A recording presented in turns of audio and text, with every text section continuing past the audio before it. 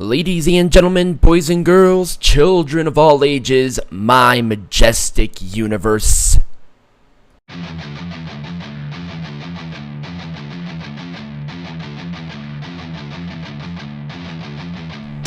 This is the Pro Wrestling Zone podcast, a majestic production, where you will hear the news and reviews of everything professional wrestling with a twist.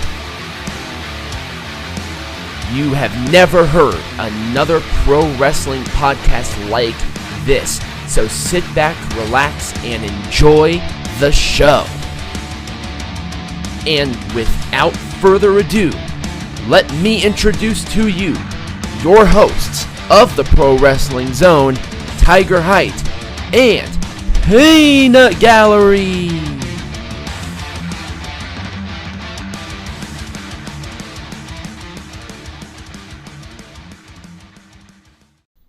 Welcome to the second edition of the Pro Wrestling Zone. I am your host with the most, Tiger Height, and we got Peanut Gallery. Hooray. We're really going to have two different discussions for the show, and to make this really brief, the Royal Quest review, we'll do a break, and then we'll talk about a topic based on these main roster wrestlers showing up or getting drafted back to NXT, if it's a good or a bad thing, and what does it mean for the people. Yeah, and really what we're trying to do with this is we're not going to be just a review show anymore. We're really going to dive into some of these topics. Right. And if you want us to discuss a topic, or if you want us to do a Q&A on the show, let us know. We obviously don't have to just do this, but right. I think it's a relevant topic, and I think it's something worth talking about. Right, So, and obviously, give us a decent amount of time. Like, we'll probably check and do more of the stuff like on Wednesday or Thursday, just so we can prepare. Because our general show is going to be on Sunday. But we'll, cross that bridge when we come to it. So, Royal Quest. let's get her started. This was, I hate saying this was the weakest of the three shows. It was. And the reason, and there were a lot of technical difficulties with this show. Right. Fight was really struggling. It was, I mean, we watched a replay of it, and even the replay, it was a struggle.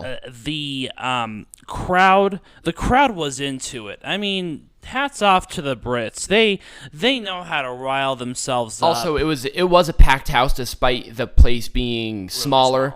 It's a small building, but they did pack it. It was a packed house. Yeah, and it felt very house showy. It didn't have the same magic, I think, that a regular like NJPW King of Pro shows. Wrestling, or I don't want to say Wrestle Kingdom because that's like a totally different level. I mean, this was the first time that they did it, so maybe they're just trying to get the kinks out. I'm not going to hold them to it, though. No. I mean, all in all, the matches were great, the crowd was great, right. but there were a lot of better. I mean, production-wise, it was the weakest, and I think that for us who were viewing it was very difficult to really get yourself immersed into the show. Right. Especially when the sleeper matches were the matches where they really needed right. that. So we're going to at least talk about the matches somewhat. It was a 6-person tag. It was Ren Narita, Shota Unimo, and Rasuki Taguchi taking on all the members of Roppongi 3K. Yeah. It was a match, and it was kind of hard because the thing kept cutting out, and also there was no commentary for the first match and a half of the show, and then it kept cutting in and out up until the final 4 matches. Right. Which really was the selling point of the pay-per-view, so it's not like this was the biggest deal in the world, but it was just weird. It was. Also, the commentators within themselves were not that great either. I mean, they were about as good as AEW's commentators are. Right. Sans Jim Ross, of course. You cannot compare anyone to good old JR. Right. But again, it's not their fault. They did their best, though. Right. And then this match, the match within of itself, it was a Young Lions match. And this is where it should be. I've always praised New Japan for not only showcasing the new talent, but putting them as the curtain jerker match. Right. It was just good. It was very technical. I mean, there wasn't a ton of flashy shit on this, and that was fine.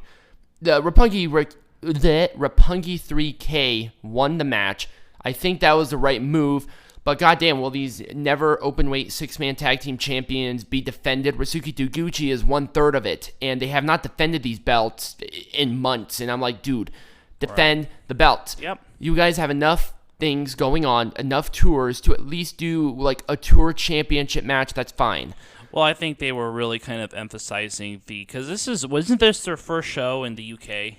It wasn't their first show. This was like one of the first major shows in the UK. They've done smaller tours. I think that they were really pushing the British crossover feel, and you could see that. But it was a decent curtain jerker. Jesus Christ! Aren't we doing well? This is what happens when we're sober, guys. Yes. So Kota Ibushi and Juice Robinson taking on the Bullet Club. Yujiro Takahashi and Hikaru from the Bullet Club. I don't like Kota Ibushi in this spot. I mean, he wasn't the focus, obviously, but this guy, he's going to be probably main eventing Wrestle Kingdom. Yeah. And why is he the second match on the card? If he was like the fourth match, maybe I wouldn't be so weirded out about it. It wasn't a bad match, don't get me wrong. Everybody worked hard, and they all looked really good. There was a lot of good stuff. And I almost said Ishii for some reason. That's later. Kota Ibushi and Juice Robinson did win the match. It was a decent opening match, but nothing that will... Yeah, Kota Ibushi did win he did. He was the winner of the G1. Yes, and he has that contract. He'll probably defend it a couple of times, and he's in the second match of the show. Kind of weird. I don't know if maybe this was something that was planned beforehand or what. Right. But I mean, not every champion is there.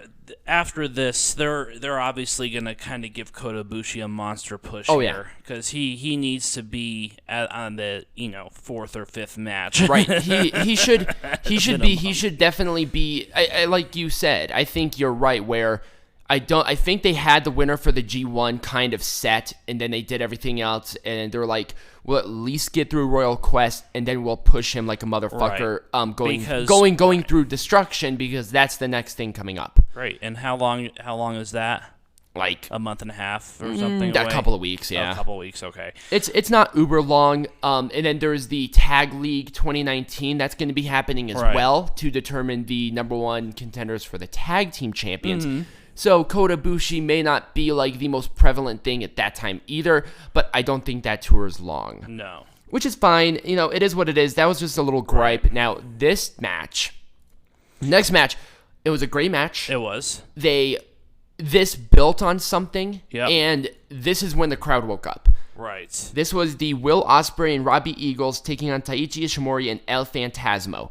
I am aware of the whole situation of what El Phantasmo called Will Ospreay, and he had to apologize, and I understand that because that probably wasn't the smartest move in the world, but you can get away with that 10 years ago. You can't really do that now, especially with social media. It's really hard to do that. But I think people are like, okay, he apologized. Let's brush it under the rug. Let's move on. The match was great. It was. They really built some good stuff. Will Ospreay looks strong. He won the Super Juniors. Yep, he was this year. Wait, did he win Super Juniors? No, El Phantasmo won the Super J. Sorry. Yeah. No, Will Ospreay won Best of the Super Juniors. And he's also the junior heavyweight champion. Right. No, I think he's the Intercontinental. Hold on. No, he's not. Oh, he's not. Oh, he is. Tetsuya Naito is the Intercontinental. We saw him with the belt, you weirdo. I know. God damn it. You're all over the place today. Well, I'm still trying to learn these things. Right. No, that was if you think there's a lot going on in American wrestling promotions, wait until you get Japanese wrestling promotions. Right. Oh yeah, definitely. Holy fuck. It was a double top rope standing Spanish fly. Did not look good because it took them a minute to like kind of get it together. It's like, okay, they're kind of farting around at this point. I can only suspend my disbelief for a second. Right. They team of Robbie Eagles and Will Ospreay did challenge Ishimori and Phantasmo for the junior heavyweight tag team champions. Mm-hmm. And that's interesting. That could be a Wrestle Kingdom match, but they're not going to do that for Wrestle Kingdom. No, they're not going to wait that long. What I think will happen for it, well, we'll do like a best case scenario thing during the next couple of weeks. Yeah, we'll get a couple weeks. But I already have some stuff kind of mowing in my head of how they're doing this, and I'm very excited about it. Yeah, absolutely. Well, let's go on to the next match here. Los Inmasignyables de Japón, which was Sonata and the IWGP Junior Intercontinental 48-7 champion of the world, because apparently he's not the Intercontinental champion anymore. I don't know. Maybe you saw the white belt because the matches were right next to each other, and it was like, okay. Will Ospreay did not show off the junior heavyweight champion a lot, so I'm gonna bust your balls for like another 10 seconds. Okay, fine. And then they defeated again the Bullet Club. Yes, or at and least that was another sector of it. That was Jay White, the leader, and Chase Owens. I think he's not the oldest. OGs right now are Tamatonga and Bad Luck Fale. So they've already announced that Tetsuya Naito will be facing Jay White for the Intercontinental Champion at one of the Destruction shows. Right. I think it's Destruction in Kobe. I could be wrong about that, which I don't mind. I really hope to see these two again. What I really want is Jay White to win the belt and do something at Wrestle Kingdom against not Tetsuya Naito. Right. Nothing against Naito. I think he should do something different. Then go after he's been kind of in this Intercontinental Champion limbo. It's like this guy was like the hottest thing in wrestling a couple of years ago. Why isn't he at least in the conversation for the heavyweight belt? Right. Well, not right now. We know his tag team partner is. We'll cross that bridge when we come to it.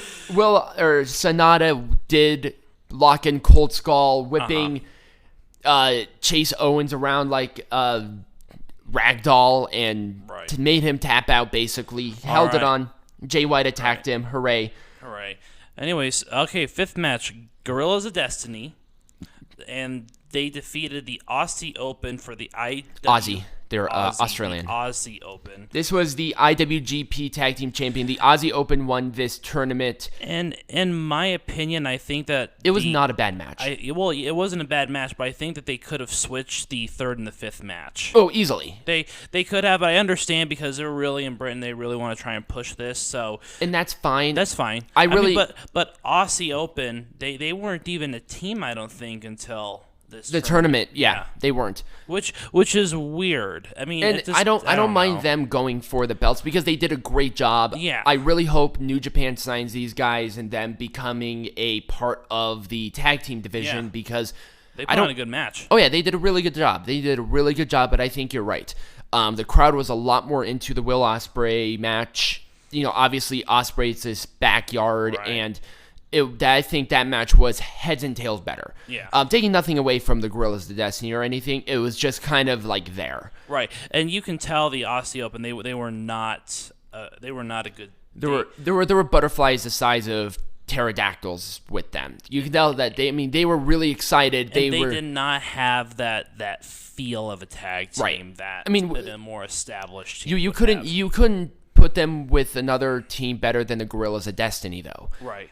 Because the Gorillas of Destiny do really do a good job with lifting. They were also fucking brothers, so it's kind of easy. It's kind of easy to gel well with your tag team partner when you're brothers. Yeah, absolutely. But it was a super power bomb. I love that move. It's a cool move. Yeah. And the Gorillas of Destiny, they're probably going to hold the IWGP Tag Team Champions probably until Wrestle Kingdom. I really don't know who they can face for these belts. They really don't have someone that stands out to me that really can go after them. Absolutely. Like that. Anyway, now this match was freaking awesome. Let's go on to I consider all three of these kind of main event-ish matches. Right. Tomohiro Ishii and Kenta for the Never Openweight Champion.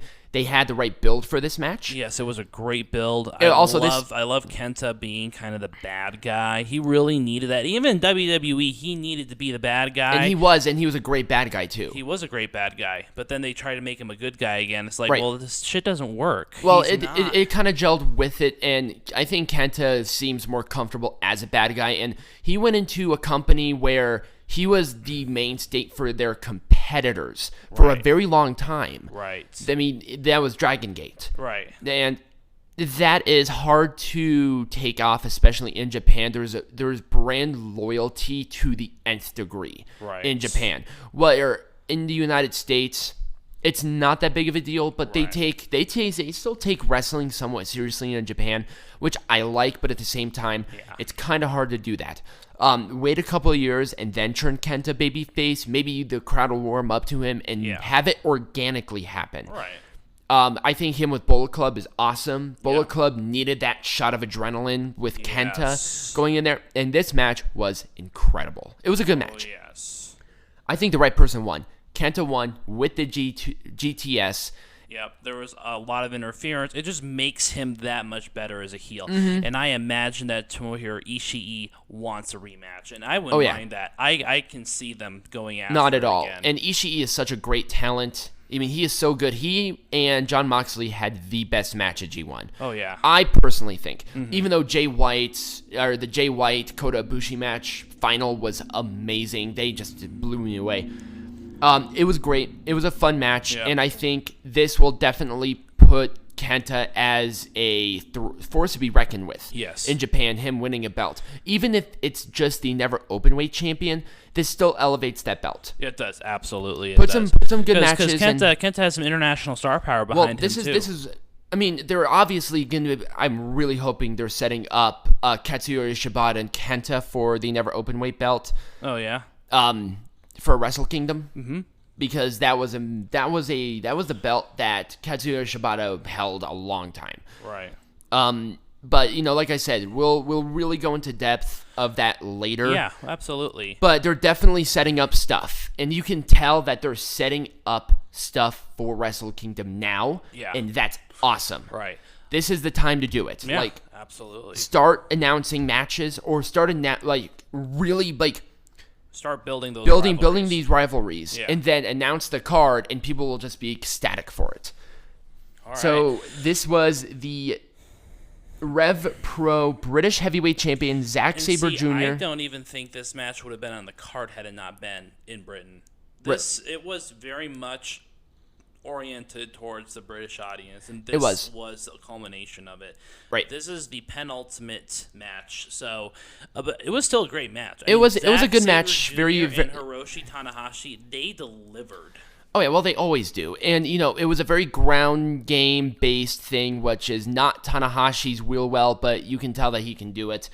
Tanahashi did win with the high fly flow. Thank God he won. He needed this win bad. He did. He was kind of starting to slip away. But Zack Sabre Jr. and Hiroshi Tanahashi, they have a little bit of a history that goes back about a year and a half. Oh yeah, which is great. They've had a couple of matches. They were 2-2 before, and they were one apiece before, weren't they? No, they were 2-2. Oh, they were two apiece. They were 2 apiece, or they. I knew it was one on tiebreaker match. It was 1-on-1.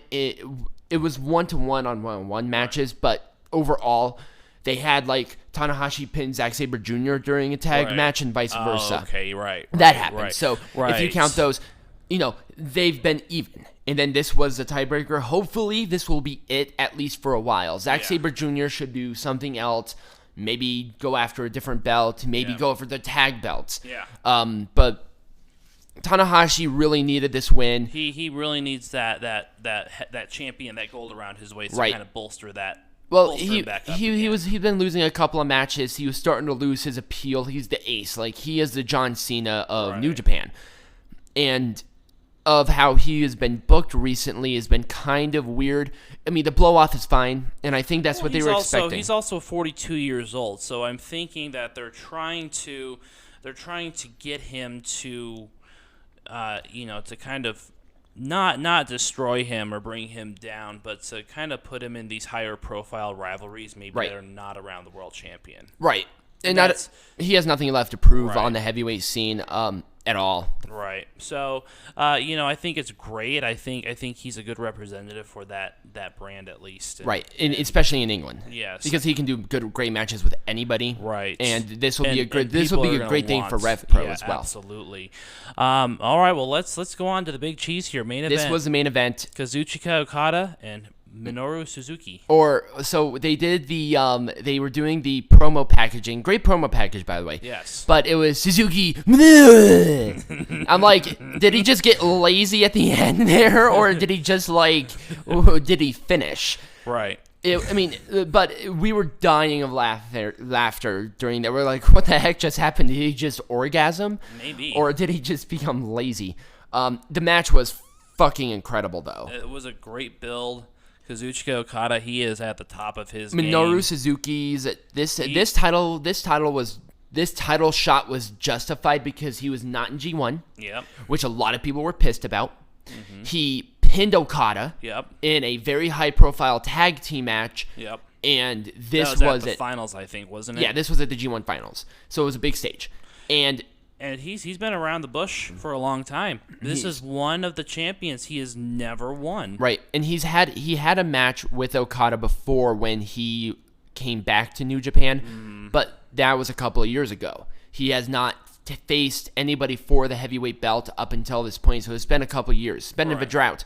And with the people going after the belt, Minoru Suzuki is a shot in the arm that I think this needed, because the heavyweight champion was like, oh, Okada's going for the belt. Jay White's going after the belt. Hiroshi Tanahashi is going after the belt. And it kind of stays within that realm.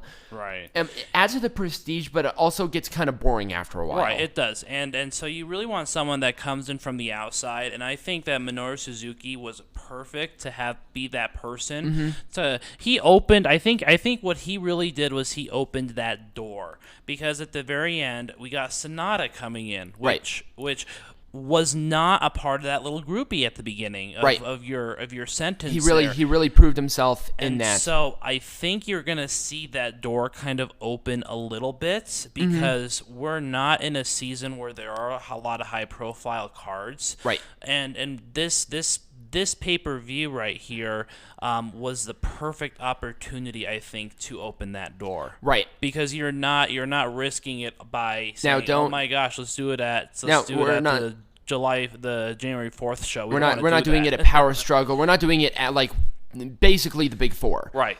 We're doing it at a smaller venue. We're testing the waters. I understand why they keep the heavyweight title picture so close-knit, because what they try to do is the cream of the crop. We want to make sure that they have good flow with each other. Right. And Sonata is an awesome wrestler, and we've seen him face Kazuchika Okada in amazing matches. Oh, yeah. So this is going to be open it up a little bit, but the thing is they don't have the benefit of house shows to where they can do that. They have tours, and that's fine, but they have to at least keep it somewhat in a place. Right. Now, Jon Moxley could be involved in that, but obviously he's out with an injury. Right. And he's the United States champion. That's up in the air. Right. And who knows how long he'll be out. But anyways, I think that was the end of the show. I think we pretty much summed it all up. I think it was a good show. Yeah. It definitely did not feel like a big time show. No. I thought the build was better than the show. The build was much better than the show. It felt like, Royal Quest is going to be the biggest thing to happen since sliced bread, and then it was just kind of fell on There were a couple of rivalries in there, and I think the matches could have been, again, it's because it wasn't. And this is right before Destruction, and Destruction is a big time for Tag League and blah blah blah. This was just a pay-per-view event for the sake of having. This was Clash of Champions. Right. To where they can still build something good with it, but it's not a progression, and which they did, which is fine, and they're doing that little trickle effect, and that's cool, and I don't mind it. And so at the very end of all three of these pay-per-views, AEW's All Out won it by a landslide. Yep, that felt really special. I was talking about who won the Majestic Champion of the World. Peanut Gallery won. It was close though. It was close. The new. All right, ready? Yep. And the new Majestic Champion of the World, Peanut Gallery. He's a bitch. Oh, okay. I saw that. So yes, we're gonna do a quick break. Come back in a couple of minutes, grab a drink, gonna be hammered, and then we're gonna do a little discussion. Yeah. The question, so if you come back, this is the question. Are these moves from main roster to NXT a good thing, a bad thing? What are they doing? And what do you see in the future as a part of these moves? So come back. Thank you guys for listening, and hope to see you in a bit.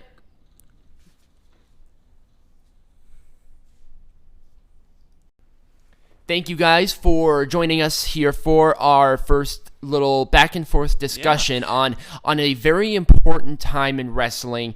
And what we're going to do is I'm going to ask a question, and we're going to do a back and forth based on the overall topic. The overall topic is the moves from Raw and SmackDown to NXT. Peanut Gallery. This is my first question. Yeah. Well, let's recap it at the very least right now. So we saw a lot more of this in TakeOver Cardiff, where Cesaro made his somewhat debut-ish. It wasn't confirmed to be the debut, but he made an appearance. He made an appearance and did a great match with Dragunov. We saw it before with Breezango going down. And Breezango, they are officially on the NXT roster. And then there's talks of Drew McIntyre going to NXT UK. There's talks of the Viking Raiders going to NXT again. And there's going to be a lot of shifting.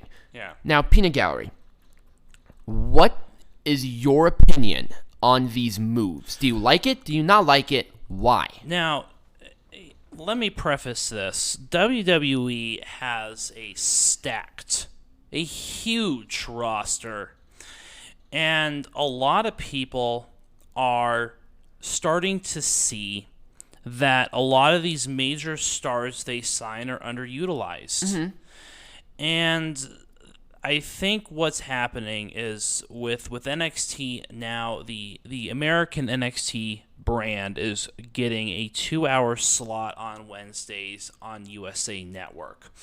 So they're really trying to build up NXT and NXT UK as equals to Raw and SmackDown when it comes to these events.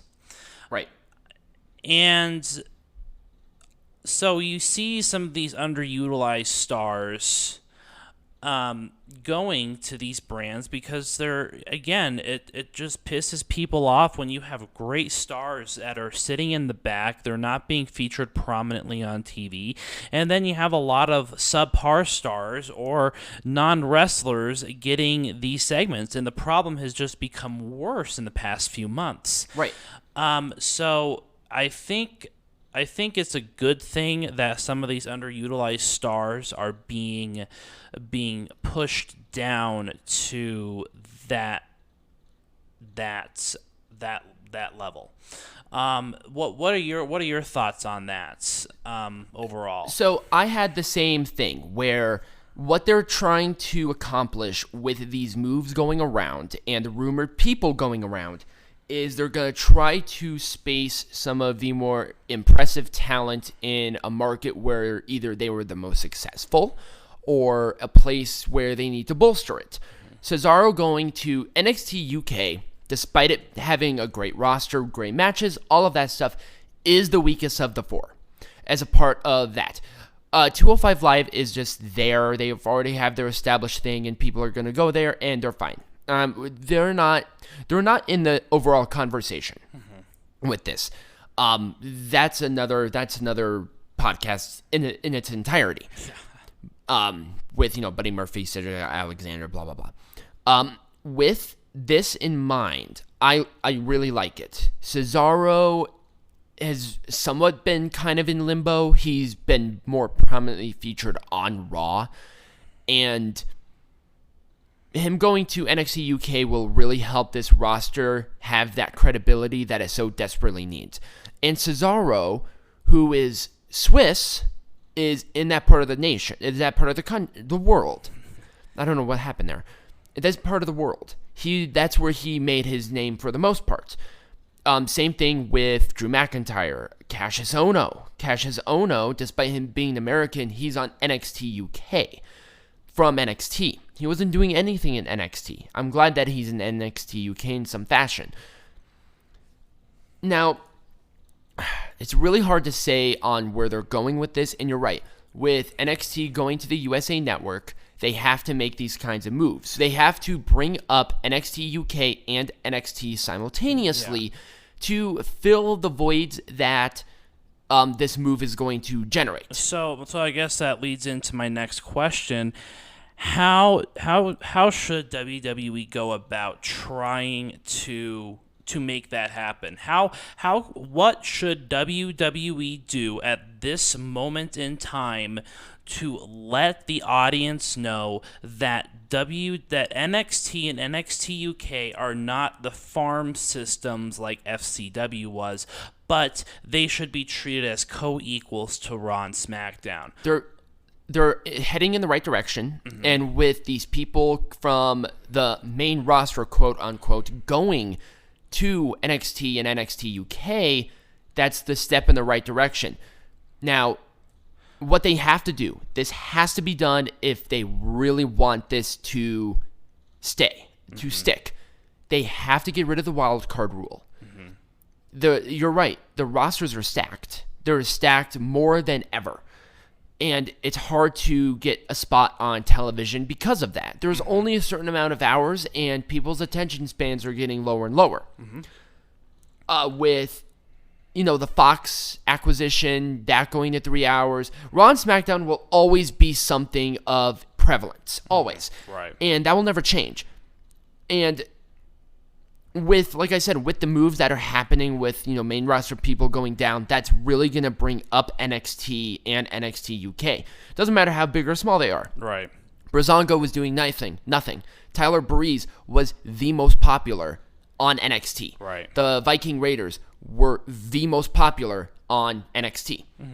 Bring these guys down, have them have great matches, and that's how you elevate these brands. All right. Peanut Gallery. Who do you think? Well, I want. Yeah. Well, let me. Right, I'm gonna ask you the same thing. Let me expand on that too. And I just had a thought come into my head, and I don't know how popular it's going to be. However, this is what I think that they should do.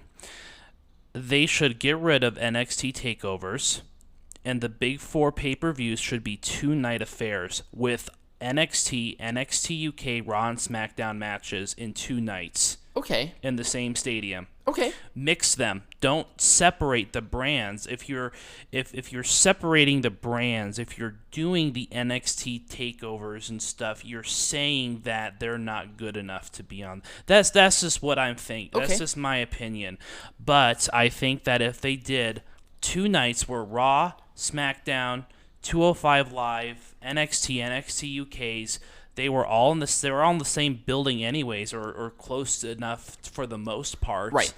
You can have a 2-night affair, and I've been saying this for a long time too. WrestleMania should be a 2-night affair because I think at it's this point gotten it has so to. long. New Japan Pro Wrestling's moving to 2 nights for their January 4th show, and it's just going to be a trend that's going to continue. And Right. I think that it's not only a good way to kind of space those matches out so that we're not overwhelmed, but also to make sure that NXT is seen as an equal to Raw and SmackDown. That makes sense. And I do agree with you absolutely with the getting rid of TakeOver. The other thing that has to happen is the UK stuff has to be more prevalent on regular WWE television. Absolutely. It's separated out to where we've only had 2 UK takeovers, and what are the championship belts doing at this point? Right. Now, they're not the most buried belts in the world, but they're the weakest belts. Even though Walter has the UK champion, the tag team champion match was awesome, and the women's champion match was good too. But they're still the weakest because they're just not defended as much as I think they should be. New Japan has these belts, and they don't defend them often, but that's the heavyweight champion. That's the tag team champions are defended a lot. Right. The never open weight belts are defended a lot. And they're defended a lot, but they wait at least like a month or 2 in between. Right. Where we went like 5 months with the UK tag team champions not defended at all. Right. And it's like, oh, they have a tag team division. Now that's getting to that point, and that's getting annoying. I have not been kept up to date on NXT UK, so maybe that has changed, but I think you're right. These pay-per-views with WWE, and WWE has promised they're cutting down, and they have. And it's been a lot easier to watch them. Right. And the shows have been really good. Yeah. When when a regular show is 2.5 hours, I don't mind that. If it's 3 hours and 30 minutes, it's not a big deal. But the big four have to be 2-day events, and there are so many. Yeah, we can't sit through 7.5 hours of wrestling. There's so many. Right. There's so many other shows going on. There are conventions going on. Right. There's a lot going on with wrestling surrounding the big four. Yeah.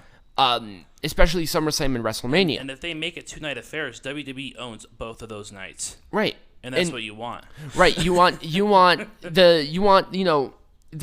some of these championship matches to happen on night 1 and night 2 and make it look really nice and have the NXT champion. Give them time to give us a quality match. Right. We need some time to breathe. Yeah. It feels like it's a clusterfuck almost all the time. Right.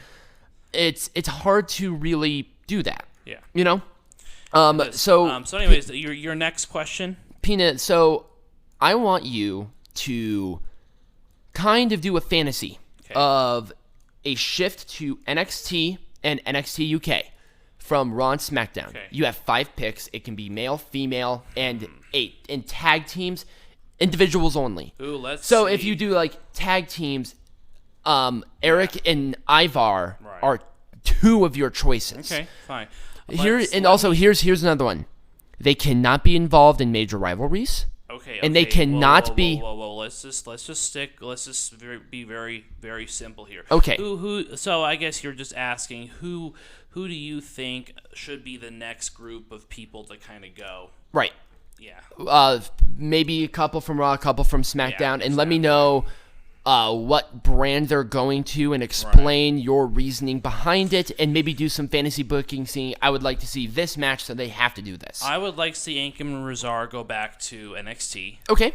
Because that tag team division is very lackluster at best. Mm-hmm. I'd like to see EC3 and Eric Young go back to NXT as well. Okay. I agree. For the same reasons. They're just not being utilized. And I was going to say Robert Roode, but Robert Roode is now being utilized. And Paul Heyman really likes Bobby Roode. Right. So he's going to keep him around as much as possible. And then, again, Eric and Ibar from Raw should also go back down. The thing with the tag team division on Raw, though, is that they have a lot of great tag teams, but they're putting them on people who are not teams. Right. Which is a problem. Right. So if they can take those off, then, I want to see some of those guys go for And I'm okay with, and I'm totally okay with Ziggler and Robert Roode as a tag team and them having, I did not even mind Dolph Ziggler and Drew McIntyre having the tag team champions because they were prevalent on television almost constantly as tag team champions. Right. And then you got Lince Dorado and Kalisto and Grand Metalik. They're technically listed on Raw, but I think they should stay on 205. Right. Which is, again, my opinion. Let's see. As far as SmackDown goes, let's put the B team back down there. Okay. Let's put Apollo Crews back down there. I want Apollo Crews to win the NXT champion. I want to give him something to fight for. Okay. Let's see. I haven't seen the Colognes in forever. Right. I mean, what's going on with them? Otherwise, I think most of these people have a purpose and a place. I think Shelton Benjamin would be great on NXT as well. Mm-hmm. Just as not really enhancement talent, but I really want him to be a world title contender when he comes back. Right. I'm surprised he wasn't, to be honest with you. Right. They really did not utilize Shelton Benjamin correctly. No, they did not utilize Shelton Benjamin. Now I'm gonna do the same thing with me, but I'm gonna really be a little more specific on where they're going. I'm not gonna say go down because then that still is. It's gonna be hard to not. It's gonna be really difficult not to say that. It's gonna be called move over. Right. So, the Viking Raiders should definitely go back to NXT. Mm-hmm. They're just not utilized right now, and they had spectacular matches, and you're right. The NXT tag team division really needs a shot in the arm. I'm going to agree with the authors of Pain, but I would put them in NXT UK. But again, you got to think about their nationalities as well. I'm aware of their nationalities. Are they from the UK? I think one of them is. Oh, okay. I know at least one of them is. Oh. They're at least in that part of the country. You just don't hear them talk, so it's hard to know. Right. But yes, I believe it's Razor who is from Sicily, if I'm not mistaken. Akam is from British Columbia. Okay. Which is in Canada. Right. And then Razor is from. Let's see. He was born in the Netherlands. So right. Yeah, that would be perfect. And like I said, with them being in British Columbia, there was at least that kind of European-esque thing to where I think Canada is way more European than America, or Mexico even. Right. I would say definitely Lucha House Party kind of revert back to 205 Live almost on a full-time basis. They're not doing anything on Raw. And 205 Live needs, although there is rumors that 205 Live is going away. Right. And they're going to be the third hour of SmackDown Live, which is another topic for another day. Right, definitely. Because that's a whole video within of itself. Right. What I would do is EC3, yes, definitely go back to NXT. Mm-hmm. I think he was called up way too soon. Yes. Unfortunately, because he's so freaking good, but he's just not doing anything. I would put Eric Young on NXT as well. I wouldn't do a faction thing with him, though. No. I would have him be a singles competitor. Oh, yeah, absolutely. He's a great singles competitor. I mean, he did great in Impact. There was one I had in my mind, and now I've totally lost it. Hang on. I'm going to look on my phone. Okay. I probably should have had that up, but I didn't because I'm kind of an idiot sometimes. But I also think with them bringing NXT back up to prominence, they can really snatch up more talent in the European area as well. Right. Which will be good. Let's see here. No, not really. No. All right, now this one could be a little controversial, but I think I can make a case for this. I want the Revival to go back to NXT. They are not to where they're supposed to be on this show. They were the biggest thing in wrestling when they were in NXT.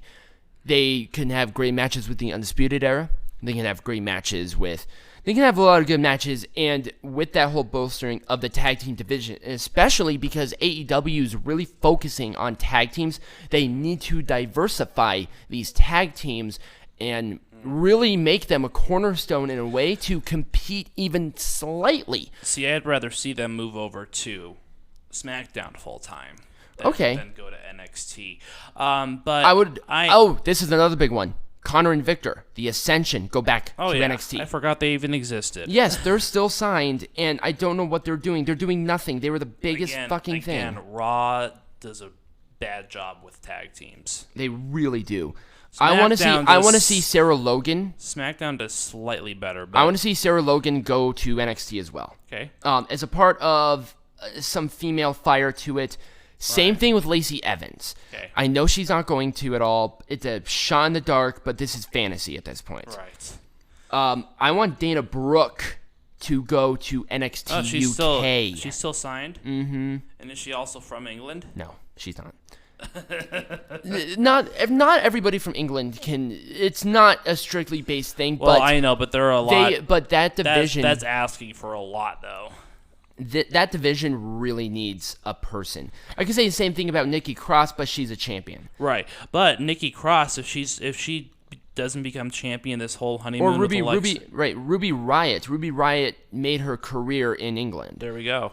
And she's from Louisiana, but still. Yeah. It's like we really need these girls who aren't doing anything. I'm sorry, Ruby Riott's not going to be a Ronda Rousey anytime soon. Right. Might as well put her somewhere where her talent will be utilized properly, and it's just not on Raw. She's injured right now. So. Well, anyways, before it gets too long here, I think we've only been on for 20 minutes. Calm down. It's. I need to finish at least mine. Well, Apollo Crews. Oh, okay. I want Apollo Crews to go to NXT UK. Ooh, you have a lot of people. It's a big roster. Well, they need bodies. I'm sorry. You need to diversify these rosters to a way where, I think this whole wild card thing is bothering me immensely as well because Dolph Ziggler's on SmackDown Live. He's not even on Raw. Well, he needs to be. Just put him on Raw. And why the fuck is Kane coming back? And what's going on? And there's a lot going on. NXT and NXT UK, with them being elevated to the same thing as Raw and SmackDown, they need people to go to these places to make that legitimacy a thing. I have a lot of choices, you're right, but I can see where these tag teams and these women and some of these, not as utilized guys who are so freaking talented going to these other places and really doing this. I can see Walter versus Apollo Crews for the United Kingdom champion. Again, there's so many hundreds of dream matches. I know. Possibly. And see, again, it's not just going to be, I don't think it's just a matter of moving some of these people around, but it's also just an organizational change and movement as well. The 2-night extravaganza, that would be perfect for any of those dream matches that are in mind too. Now with us wrapping up, I want to pose the question to you, our listeners. Okay. Well, I had one other question. Oh, okay, go ahead. But my final question is, what do you think it's going to be like in a year? A year from now, what with the direction that it's going? Yeah. NXT will be fine as a 2-hour show on the USA Network. Mr. McMahon's not going to touch it. As long as he doesn't, then we'll be fine. NXT UK, with what we saw at Cardiff, if they play their cards right and keep that momentum going, that will be the NXT replacement, and people will go out of their way to watch it, even if it's at noon. Right. And I think that's the one thing that's kind of hard too, is that this is an American-based audience show, and you have to do it at noon there because there's a time change. Like I said, I don't think that's a bad thing, though, at all. As long as they play their cards right and do this right, then we'll be fine.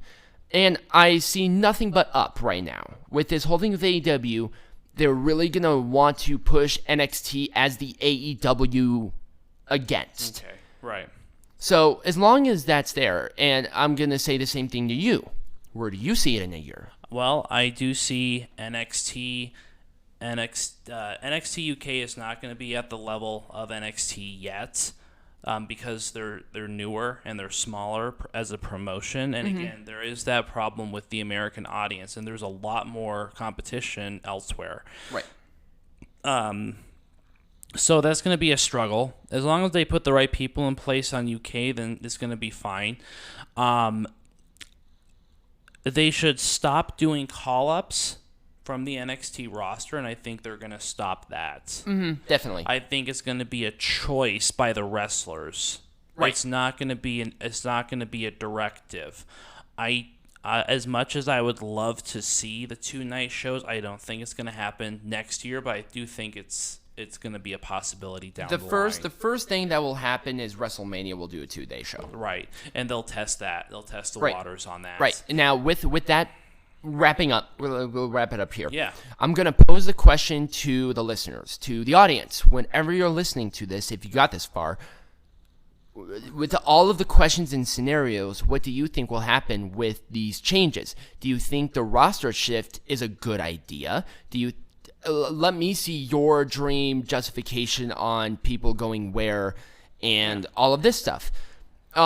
I think we had a pretty good show, and I think I'm done. Yeah, I'm pretty much done. Yeah, thank you guys for listening. We'll see you next week. Right, here's our outro with the thing for next week, and we'll do a little teaser on like Wednesday on what the show will be as well. Great. And we'll talk about this like soon. Yeah, we will. Definitely. All right, peace. Good night. Thank you for listening to the Pro Wrestling Zone podcast, a Majestic production.